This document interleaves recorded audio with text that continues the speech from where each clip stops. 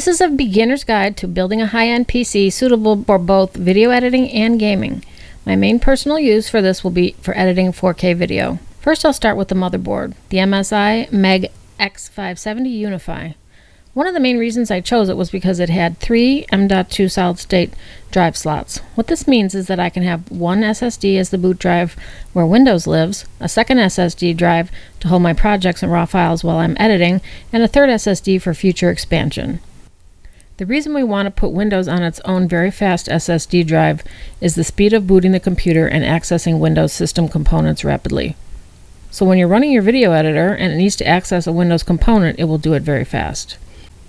I chose the Sabrent Rocket SSDs because they support NVMe 4.0 and PCI 4.0, taking full advantage of my fast M.2 slots. I have a 1 terabyte for Windows and a 2 terabyte for my applications and current projects. These are faster than solid-state SATA drives and of course faster than the fastest mechanical hard drive. The other thing about the motherboard that I liked was that it has 5 chassis fan headers, a pump header if you are doing water cooling, and a CPU fan header. Each header can be set to PWM or DC mode, which means you can use either kind of fan. As far as USBs, it probably has more than you'll ever use, including 1 USB Type-C, 4 USB 3.2, and 2 USB 2.0, so you can plug in older USB devices, like if you have an older external hard drive, which will not run on the newer USBs. There are also 4 SATA connectors. Lastly, reviewers tested and said the heat sinks for the VRM, which is the voltage regulator module, and the chipset are very high quality and they keep your CPU voltage regulators cool. Next, I want to talk about the CPU. One of the reasons that I chose the Ryzen 9 3950X was because it has a high performance price ratio. If I had gone with Intel's best i9 10980XE, which does come out on top for Premiere Pro in terms of video rendering speed, it would have cost me $1,068, whereas the Ryzen 9 3950X was $710. According to Gamers Nexus testing, the time to edit 4K video on the Intel measured 7.3 minutes, and it measured 8.2 minutes on the Ryzen, both running at stock. I felt it wasn't enough of a difference to justify buying the Intel CPU. Gamers are also preferring the Ryzen because of its performance-price ratio. Now I want to talk a little bit about the GPU, which is your video card. Games rely heavily on your video card, as you probably know, but video editing's reliance on it varies with the programs you are using. For example, Adobe Premiere Pro relies very little on your video card, so if you're only using Premiere Pro and you will not be doing any gaming, you don't have to have a fancy video card. However, if you are editing with DaVinci Resolve or DaVinci Fusion, these are the alternatives to Adobe Premiere. These programs rely much more on the GPU, so you would want the better video card for them. Next, I chose the Noctua NH-U12A cooler because tests show that it performs better than water cooling and it's very popular in builds despite its not so pretty brown fans. For the RAM, I chose the Corsair Vengeance RGB Pro DDR4, which comes as 2 sticks of 32 gigabytes for a total of 64 gigabytes. This is the recommended amount for video editing, but if you are a gamer, you might not need this much. Well, this didn't start out as a total RGB build. Something crazy happened about 3/4 of the way through, and I thought, well, maybe just a little color would be okay. So I did choose the RGB version of the RAM. One of the first things that I picked out was the power supply for the computer. I decided on the Corsair RM750. One of the videos I was watching, the guy said there was a power supply shortage, which I had no idea about. I couldn't understand why that would be. So when I went online to look for the power supply, I found that he was right. It was not easy to find. It really wasn't available anywhere. So somehow one night on Amazon, I lucked out and one of them became available. I really only wanted to buy it from Amazon, a ships and sold by Amazon, because I didn't want to buy it from a third-party seller. But somehow I was able to get one come up that was shipped and sold by Amazon, so I grabbed it quick. I don't know if other people are going to have much luck, and I don't know how long this is going to go on where there's a shortage, but you're just going to have to watch constantly to see when one comes up available. So anyway, this is what I chose, and this will be plenty of power for all the things that I'm using in the computer. I did want to have a standard mechanical hard drive in this computer so that I could back up and put all my really big files on it. So I chose a very large 12 terabyte Western Digital Red Series hard drive. Got this on Amazon. It comes in sort of bulk packaging. It's not a retail package, so it's just a brown box and just the drive in it. I decided to use Windows 10 Pro, and so I purchased that on Amazon and also made sure that it was one that came directly from Microsoft to Amazon. It was not one of the rip-offs that's on Amazon. You got to be really careful when you're buying Windows. This was $199. Comes on a thumb drive, so I'll always have that original thumb drive, which for large and important programs, it's important to have some kind of way to have it backed up. So lastly, really one of the hardest things I had to pick out was the case for the computer. I didn't think this was going to be hard, but once I got into it and realized that the importance of airflow and all the different configurations, and also my computer's in a sort of a dusty area, and I really wanted to make sure that I wasn't going to be sucking all kinds of dust into here without some kind of filtration. So since it's been a while since I built the computer, a lot of things have changed about the cases, and so I had to really think long and hard and do a lot of research. It took me weeks to decide on the case. So I watched a video by Jay's 2 Cents, and it was the video where he built a computer for his daughter. I fell in love with that computer, even though it was water cooled, and that was probably part of the reason that I fell in love with it, is because it was water cooled and it looked so pretty. I was just like, I don't know if I can think of any other case now once I've seen this. I just love it. So I went on, did more research. I said, all right, may or may not be the right one. Let me go look at some of the other ones. Certainly other ones made by Lian Li and other companies. And I just kept coming back to this and trying to figure out how I could make this work. Again, I did not plan to do RGB in any big way. I have a little bit on my RAM. But then when I decided that I couldn't live without this case, I thought I'm going to put a little more color into it, and I'm going to get some fans that have some color in it, and I'm going to have some kind of control over it so that it looks really cool. The fans that I chose for this case were the Corsair LL120 RGBs, and I ordered them in white because the case that I have is white. Okay, so we've got the motherboard out, and the first thing we're going to do is one of the simpler things, and that is installing the SSD. So we're going to install, we've got places for 3 of them, and I'm going to use these 2 slots because of the size of the drives that we have. This is for a different kind of drive that's longer, and I'm not going to need that. So I'm going to put the one that's going to have Windows on it in this slot here, and that's the 1 terabyte drive. So I'm just going to use these screws, unscrew this. I'm going to unscrew this. I'm going to remove this cover here. So I'm going to take this one stand up and I'm going to move it over here.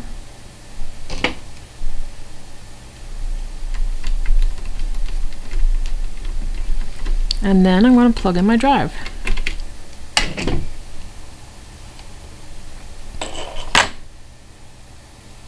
It's the Sabrent 1 terabyte that I'm going to have Windows on. So we'll put this in at an angle. It's going to go in here, and I'm going to hold it up like this, and it's going to plug in very easily. Now we're going to push it down on top of the standoff, hold it here. I'm going to line up this screw on both ends. There's a screw and there's a screw hole on that end, and we're going to screw this down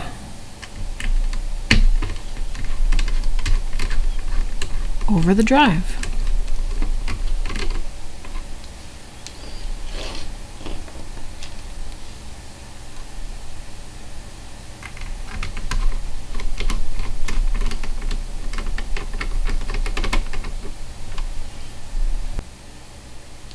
Okay, so we're going to do the exact same thing here with the second drive, installing it, and remove these screws.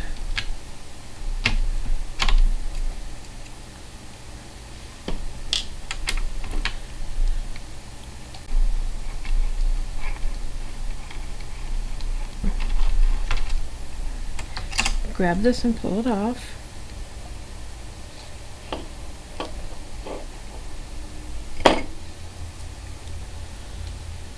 This one acted a little bit differently, and this heatsink, or I'm sorry, this standoff stayed behind the other one. It was attached to here, but I'll just remove it. This is the one that we're not going to use.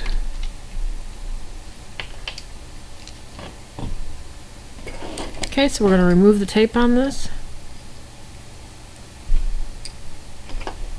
grab our drive. This is the 2 terabyte Sabrent. Make sure you got the right side going in. You got the pins here with a notch and then some more pins. This side has this kind of a notch for the screw. So we put it in an angle, just like we did with the other one. Okay.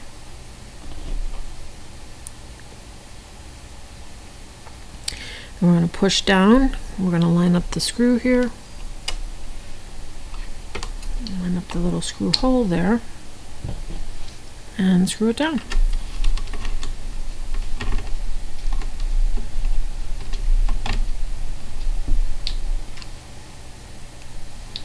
Got a magnetized head on my screwdriver here, so that helps with these little screws.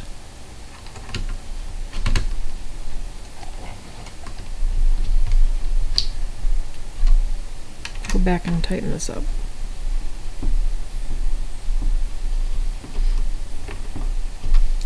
Now we've got both of our solid state drives installed. So next we are going to remove these brackets. These are brackets that you would leave in if you bought your CPU with an AMD heatsink, but we don't have that. We're going to remove it and put in the brackets that come with the Noctua.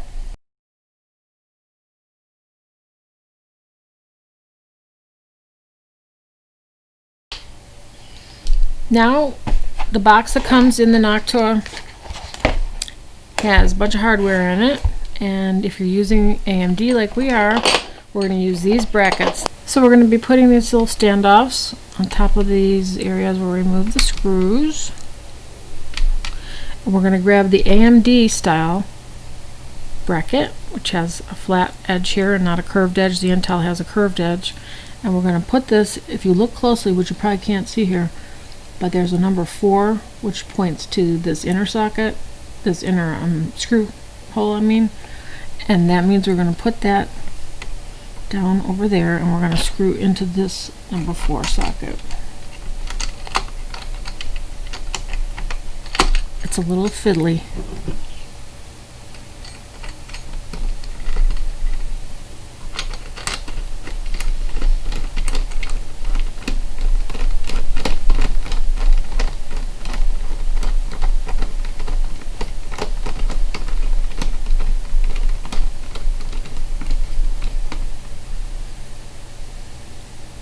And then we're going to make sure that this is lined up right over the hole and screw this end in.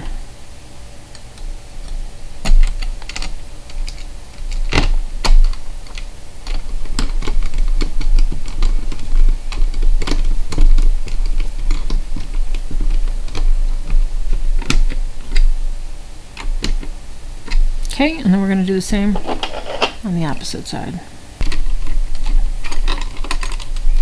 Just try to hold it flat while you're screwing it in.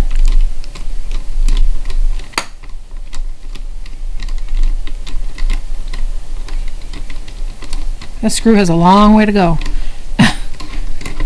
Okay, there we go. And this also fell off. And put it back. Slide that right over.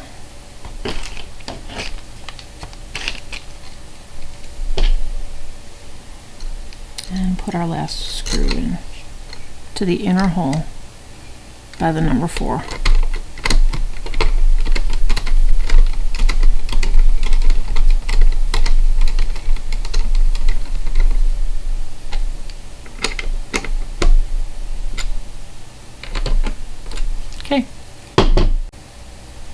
Okay, so next thing we're going to do is we're going to install our CPU. There's a little lever here that you want to pull up on before you put it down. And you want to make sure that you only touch the CPU from the side, because you don't want to bend any of the pins on the bottom. This is the full brain of your computer. You gotta be really careful with it. So there's a little dot on the corner here of this board, kind of below here. It's very, very small. And we're going to line that up with another very vague dot right here. It's kind of gray in that corner, and that's the orientation that we're going to do it in.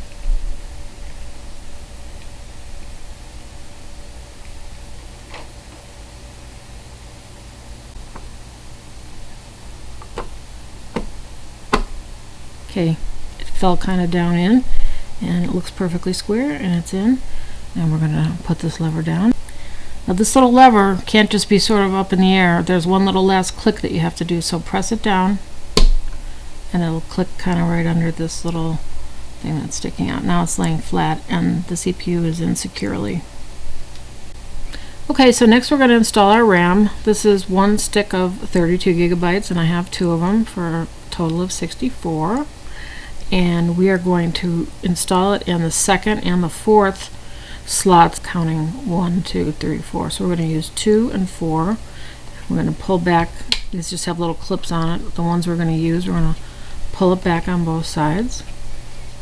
And you'll notice that from here to the center, this is longer than this is. So that will help you understand the orientation of where this goes. You can see that the longer portion of the slot is here, so that means we're going to face it this way.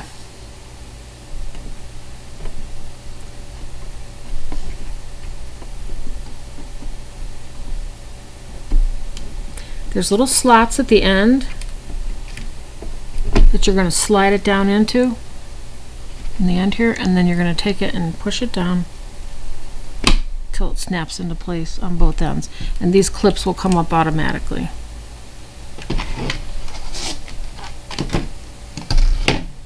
Here's my second stick. I'm going to put it in the fourth spot here. Do it the same way. Slide down on the slots that are on the end here till it's seated, and then we're going to press it till it clicks in. Okay, RAM is in. So we have one more little thing that we have to do here. This is the M2 heatsink that is nearest your CPU. It's for the longer SSD that we aren't using. But in any case, there's a mounting hole under here that we won't be able to get to screw this into the case if this part is on. So we need to take this off.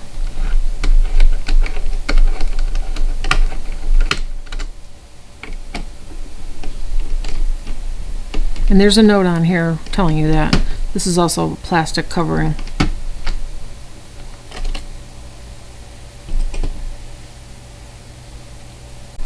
Once this is off, you can see right here is where the screw is going to have to go into the case, and the end of that heatsink sticks over it, so that's why we have to remove it. Okay, so I got this one on this side and the other side. I'm just going to set it down. Hard to see here.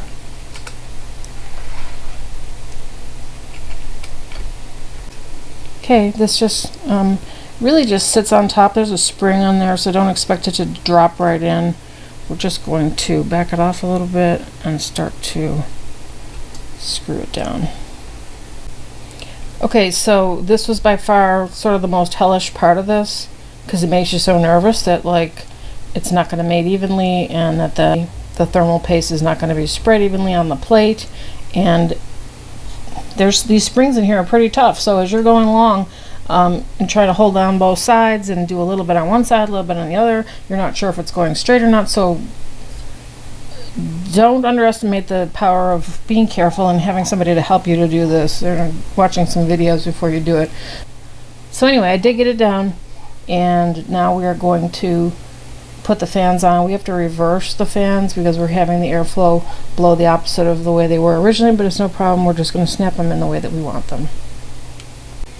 Okay, I got one fan on this side, and we're putting the second one on. You basically just have to kind of finagle it a little bit. You have to try to hold open on this other side. It helps to have another hand over here.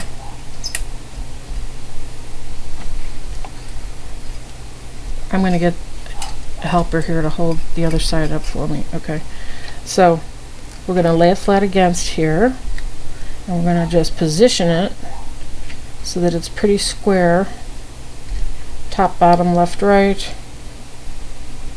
And I'm comparing it to the other side. I think that looks good. So we're going to take a hold of this little bar. We're not going to just put it down. We have to pull it. It's very hard at this angle to do this. And okay, we're going to pull it forward, and then it will slap down. Okay. So I am going to plug the fan power together here to this little Y splitter, the two, and this is the other one.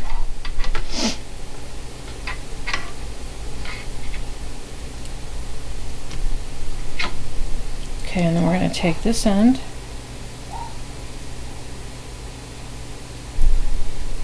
and there's these little notches sort of up here. We're going to put those towards the motherboard. And I'm going to plug it into this first set of pins down on the motherboard. And it's very... Okay, so we're just going to push this down and we're done. So in the end, while we did end up going with the water cooler, if you did decide you wanted to do air-cooled, in this case, what we learned was, number one, Lian Li's specifications on the site for this case, as far as the distance from the cooler to the edge of the glass, is wrong. They say that it has to be under 155 millimeters, and through trial and error, as I mentioned before, we tried another one and that still was too big. And the bottom line is, we did find one company. That company is called CryoRig. So CryoRig makes 3 different configurations for this fan size. They have one that has 3 heat pipes and it has 1 fan. They have one that has 3 heat pipes and 2 fans, and they have one that is RGB and it has 4 heat pipes and 1 fan. And the 2 that just have 1 fans will also accept, you know, that second fan. So if you want to put that on there, that's not a problem. So check those out if you don't want to go with the water cooling, and they're pretty inexpensive and they just have a little niche market there for people who need something that's a little bit smaller. And I'm going to start by taking the top off. There's 2 screws here in the back.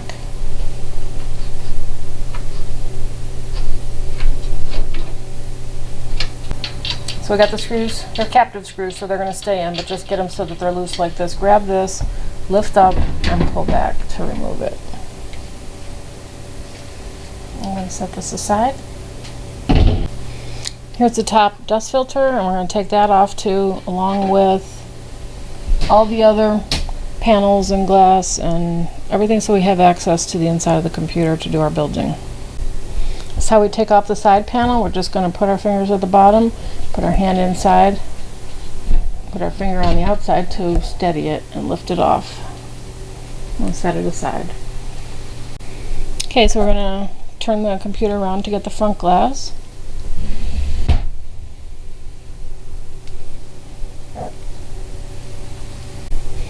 Okay, similar to the other one, this slides up very easily and out.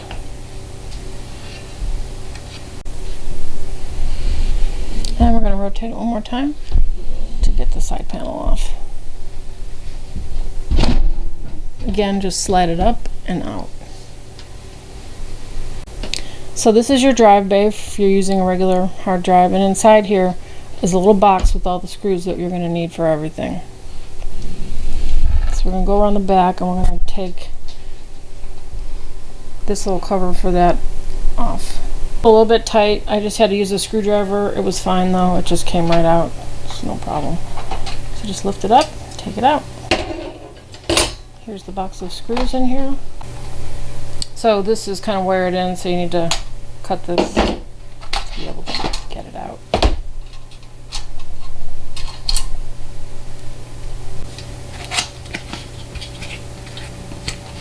Okay, so here's the contents of the box.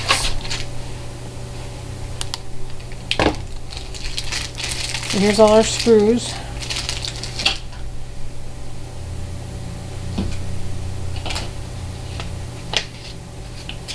We have a little guide here, an installation guide, so that's helpful for people.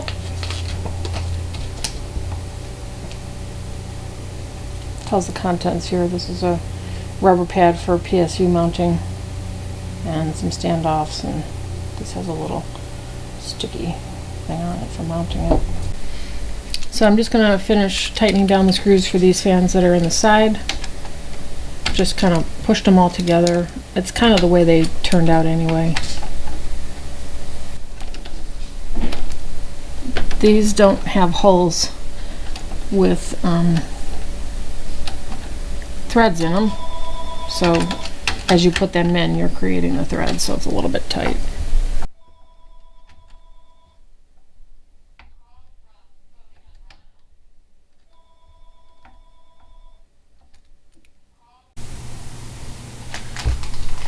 Okay, I'm going to put in the GPU. So I've removed the second and third panels on the back, and I'm going to slip it into there, and then at the same time I'm going to plug it into this slot. I just snap it in. That's it. Then we're going to put the screws back up here. So I need to backtrack a little bit and describe what happened with our cooler situation. The Noctua that we had bought for this, we bought it based on the case dimensions and the size that they said would be allowed.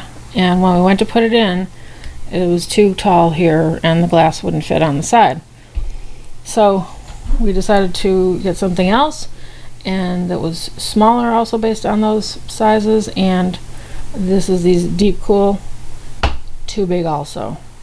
So I'm putting this on to test it. I need to get this thing up and running to make sure all the parts are running, and so I'm just putting this on temporarily, but I have an order tomorrow that'll be coming from NZXT. It's the Z73 water cool. I decided to use the water cool in place of this because I wanted something lower profile that looked better. As long as I was going to change it, I decided I would use that.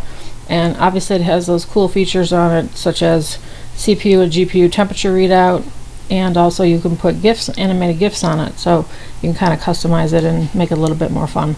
So that's what we're going to end up with, and I'll come back with the video showing that when we have that up and running, but right now I'm going to work on turning it on. Okay, now we are going to power it up. We haven't done any kind of a power test outside the case before we put it in the case, so this is just sort of theoretical that it's supposed to work.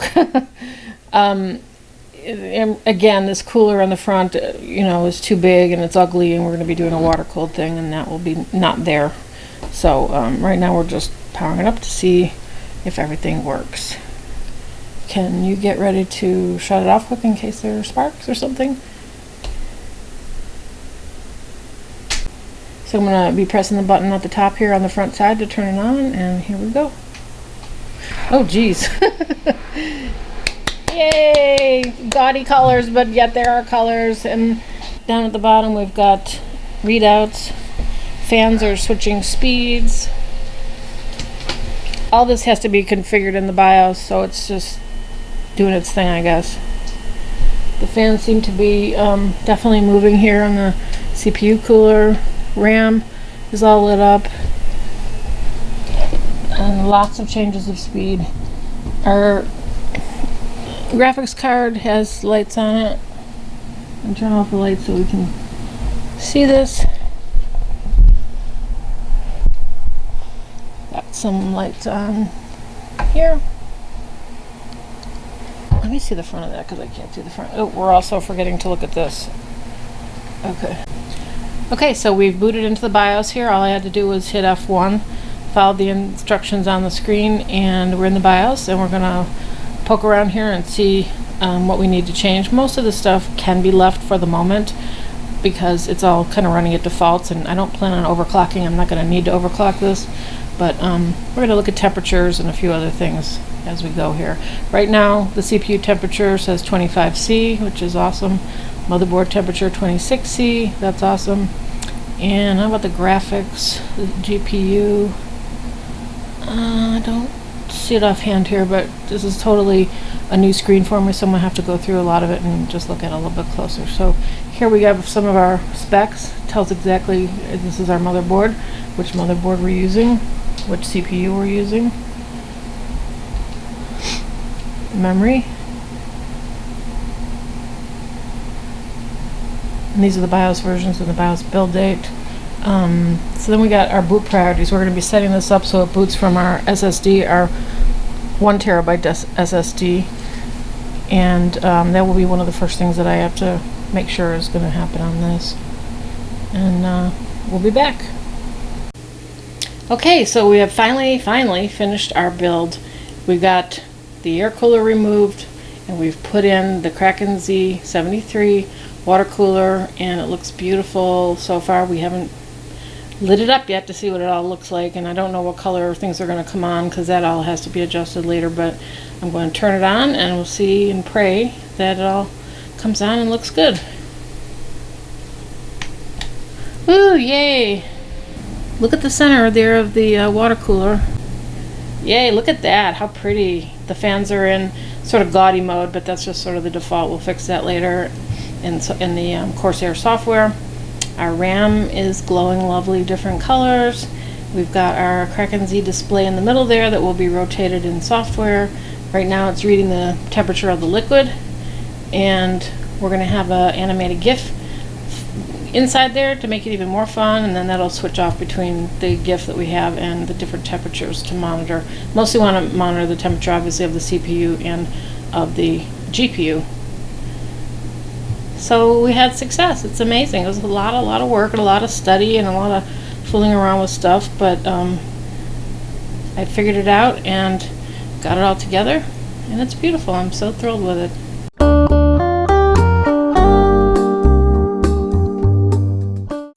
So I had some concerns about dust getting inside the computer, even though it does come with magnetic on the bottom and on the top dust filter.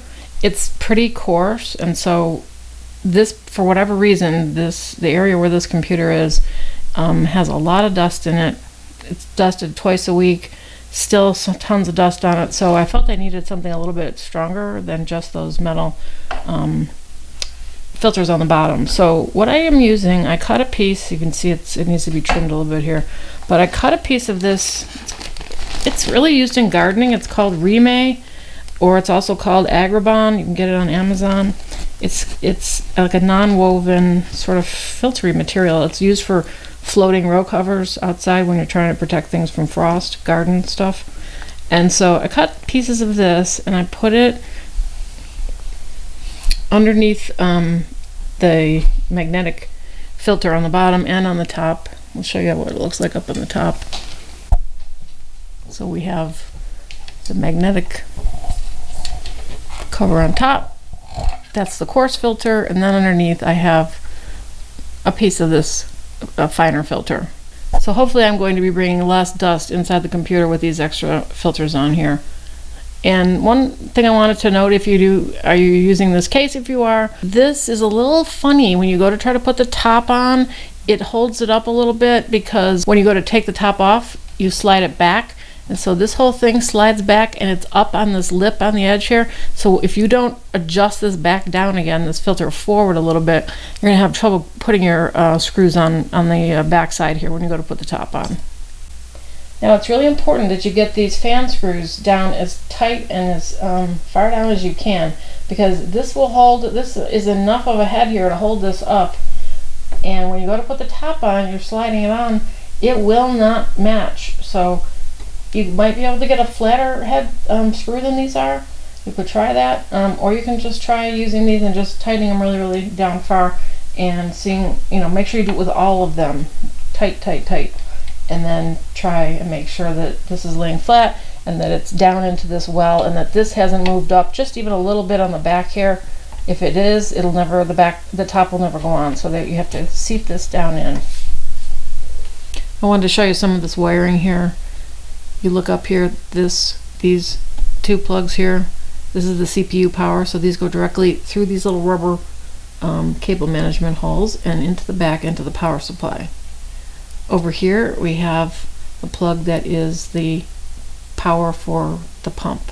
I decided to replace the cables that came with these with A GeForce black and white, because I wanted this to be kind of a black and white theme thing, and I really think I love these combs that hold the wires really neatly, and you can move them however you want. And this one is for the motherboard and this one's for the graphics card, and I thought that it added a lot to the look of the computer. Now screwing these fans in, now these lower fans here are backwards. This is the back side of them, I should say. And this, you might think, oh, we'll screw it in, put the screw in here and put it through. No, they have to start from the other side, and you have to screw up into them. Same thing with up here. These have to go up into about halfway into the cooler. This is the radiator for the water cooler, And so that has to be screwed in first. I showed before, you could see where those screws were standing up. So that comes first. Then we put the fans, screw those into there, and these fans also are screwed in from the back side. The airflow plan for this computer, after we've done a lot of research and we've tried it out, and it seems to work very well actually, is we're sucking air in from the bottom, we're sucking air in from the top, and these fans are blowing the air out that way. So that means that all the air that's coming in is going through filters, and we're creating a positive pressure in the case because we've got more fans blowing in than we have blowing out. The ones blowing in from top and bottom are both going through filters, and in the back we're not sucking dirty air or dirty dusty air in through these plates in the back and a couple other little holes that are in here, and that should keep it really clean inside. Okay, so I've taken the other side of the case off, and this is where we do all the cable management. This is, some of the more tedious work that you're going to have to do, and there's really no instruction booklet you can get to figure out how to do this. You just have to finagle it, and you've got to tie things together and try to get it as neat as you can, and also get those cables in the front that are the white ones pulled in back as far as you can in through the rubber so that you can get this plate on. So I'm going to take this off and you'll see what it actually looks like behind here.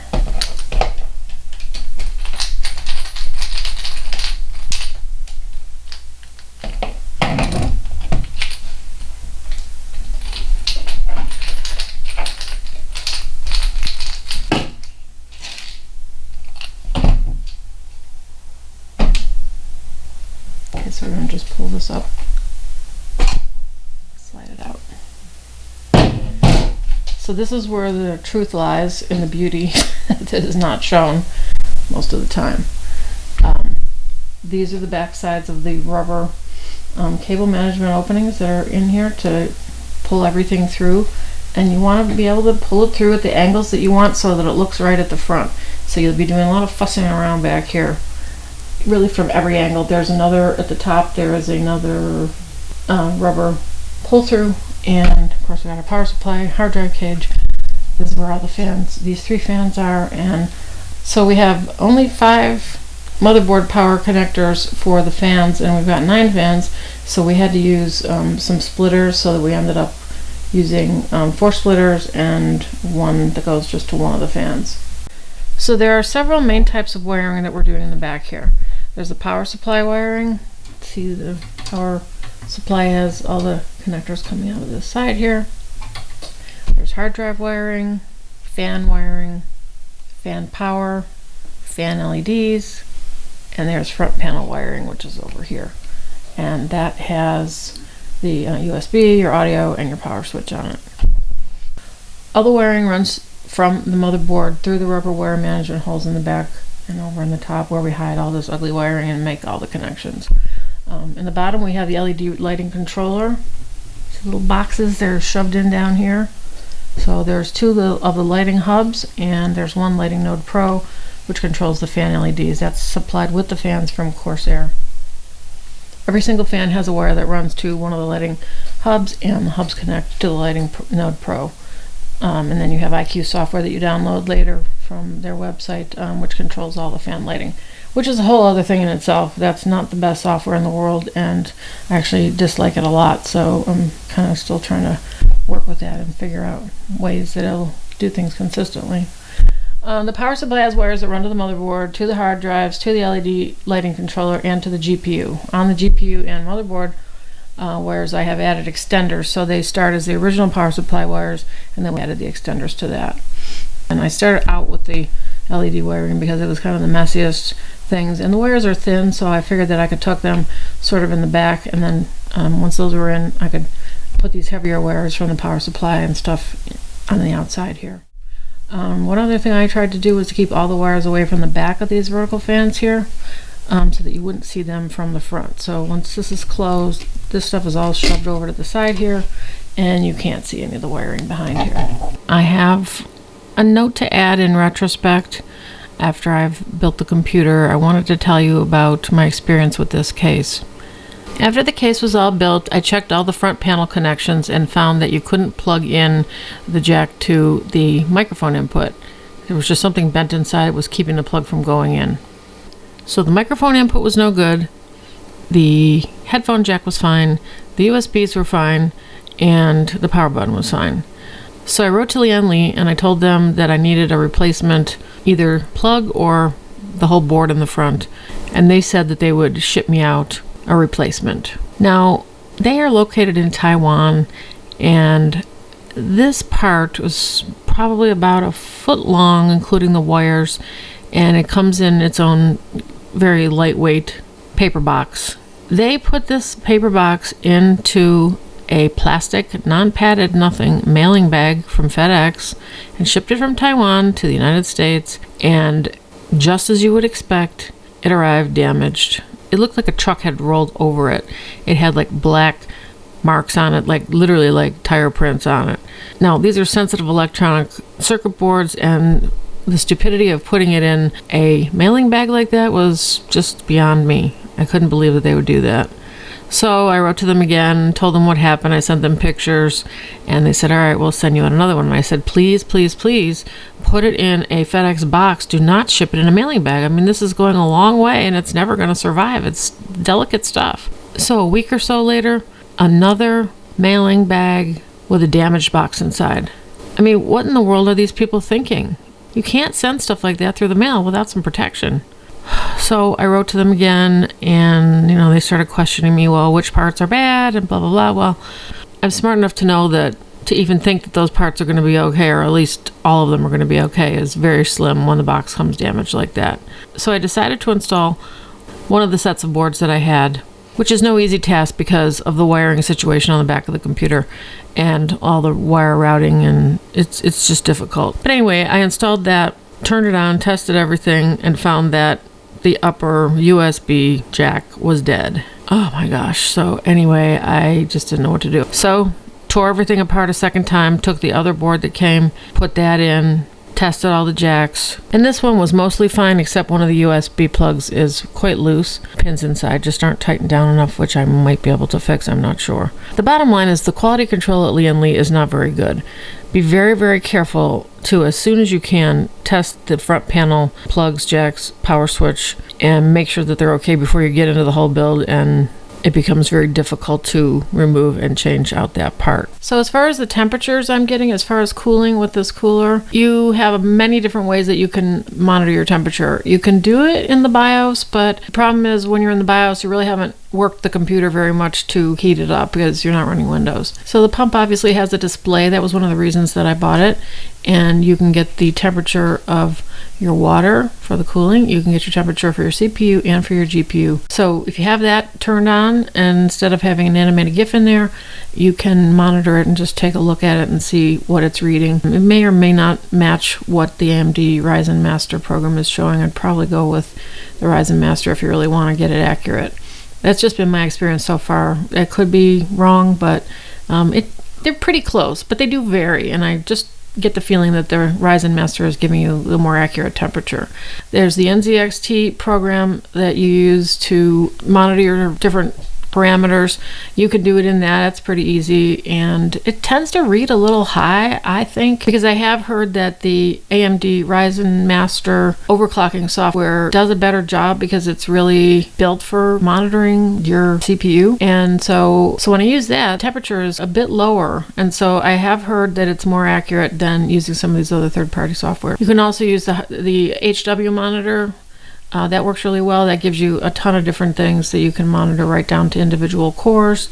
Using the AMD Ryzen Master software, the temperatures that I'm getting at idle are about 29°C.